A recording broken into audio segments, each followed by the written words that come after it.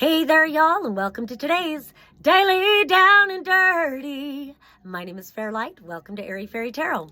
All right, y'all, so the message today, it's kind of a weird title, but when I saw this Ace of Swords, I heard declaring your freedom, and it could have just been left at that, but it's like freedom from what? Or freedom, and looking at the rest of the cards, it's really declaring your freedom to be a sovereign spiritual being, and also declaring your freedom to accept only like union of the highest caliber. Sometimes I will say we've got the Lovers over here. This is part of this freedom and higher choice that we have available to us. But this speaks to the process that you've been through in your life and what it has led up to this point. And so not only do we have this Ace of Swords, we've got the Three of Swords upright, we've got the Five of Pentacles reversed, we've got the Six of Wands reversed, and then this Ace of Swords. And so it's really declaring your freedom from all of this process you've been through. And so this is about heartbreak, and I can't help but notice that this heartbreak is rooted in more than just disappointing romantic relationships. It's also rooted in childhood with this Four of Cups reversed. I'll come back to that in just a minute. So you've got this Three of Swords heartbreak.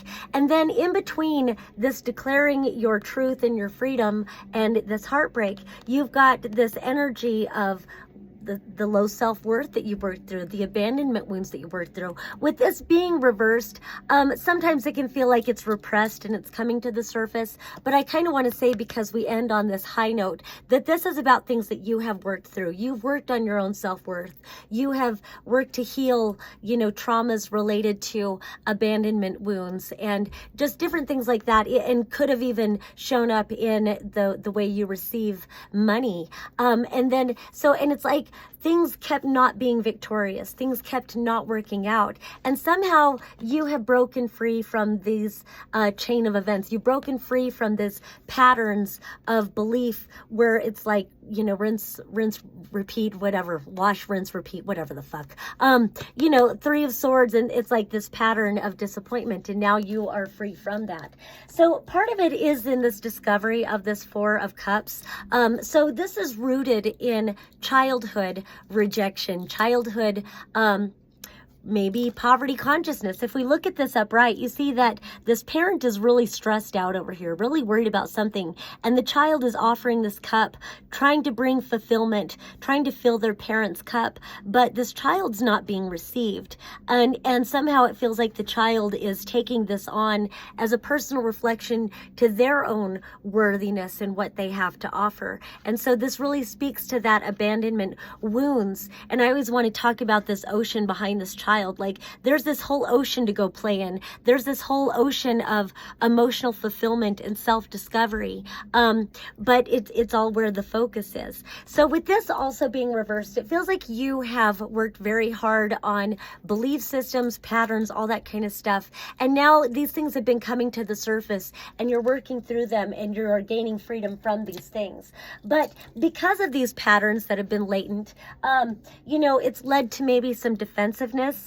And then you've got this Seven of Wands, then you've also got this Eight of Swords. And so it's like, even in relationships, and we're all kind of fucked up, so we kind of got to give ourselves a break and then give everybody else a break too, as we recognize that we are in a collective shift of consciousness, and so much of that is founded in relationships to others, our relationships with our parents, our relationships with our kids, our relationships with friends, our relationships with partners. There's a lot more sovereignty and authenticity that want to come through. And so in the past, if we didn't feel safe, we might have been defensive often and then gotten caught in our own toxic beliefs and thinking. And for some reason, from these two cards, I'm kind of getting, even if we did get into a potential healthy union, you might have been so guarded and wrapped up in belief systems that maybe there were projections of your deepest fears put on to situations that maybe they, maybe they were there, maybe they weren't really there, but this is what you were trapped in. And so it's like, how could anybody truly get close to you? And how could you let yourself get close to anybody else when you're keeping yourself so guarded in this way? What I like to say is that underneath this Eight of Swords, you've also got the Wheel of Fortune. Tens indicate the completion of cycles, and this very much does speak to completing cycles and beginning brand new patterns, brand new beliefs, setting yourself free, and finding that truth and freedom. Also under that, there's the Two of Cups, Lalala. So, and I'm going to keep that out because we've also got the Lovers, Two of Cups and the Lovers. So your fortunes are changing with all the healing. It feels like you've really been investing in healing a lot of these beliefs and, traumas and patterns and all that stuff. Also, I love when there's like mirrored energies. You've got the Eight of Swords here. On the other side, you've got the Eight of Wands.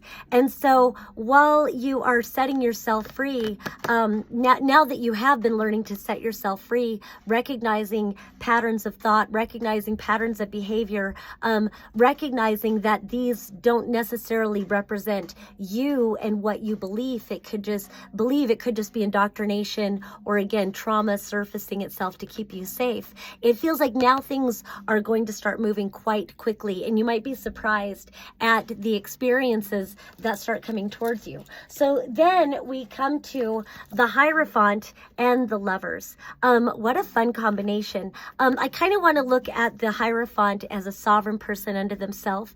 The Hierophant is a spiritual teacher. You see that she's teaching yoga to these others. And I always feel like with this card, acknowledging that the teacher is still always a student of life. There's always more and more understanding, greater depth of understanding and knowledge and wisdom that can always, come in to be more foundational into who we are. We're always leveling up and learning more and growing and evolving. But this is a very spiritually aligned being, and they've come a long way to embrace that spiritual sovereignty. I always like to say, because, traditionally the Hierophant is the Pope. It's like spiritual authority, but fuck authority. It's all made up. No. We can still be teachers, but it's just a whole different thing where we have a deeper respect all for each other, and nobody has to go into hierarchy. And so I like the definition. A Hierophant is a person who translates the sacred mysteries. And I always want to say it twice. A Hierophant is a person who translates the sacred mysteries. You are the Hierophant. And so it's this great self-knowledge that comes in. But then when that's paired with the Lovers, while the Lovers can indicate a big choice to be made, and I will allow that, or, you can allow that if that's what it is. But also the Hierophant can be a marriage card. So I feel like having this freedom to truly accept yourself authentically and accept your sovereignty, in that freedom, now you recognize your worthiness for true divine partnership, a true spiritual union, if that's what you're looking for. It looks like it's definitely available here. And then with this Two of Cups coming in, these are kind of the same card. Sometimes I feel like this one's a little better than this one because this is, soulmate energy. This is a true nourishing soul connection. And so with these cards coming in, just watch out for that. And again, it looks like it could come in very quickly. And then finally, we end with the Temperance card. All these major arcanas too, like things really are, the wheel is definitely turning, y'all. And so with this Temperance, I always want to say, self-care is paramount.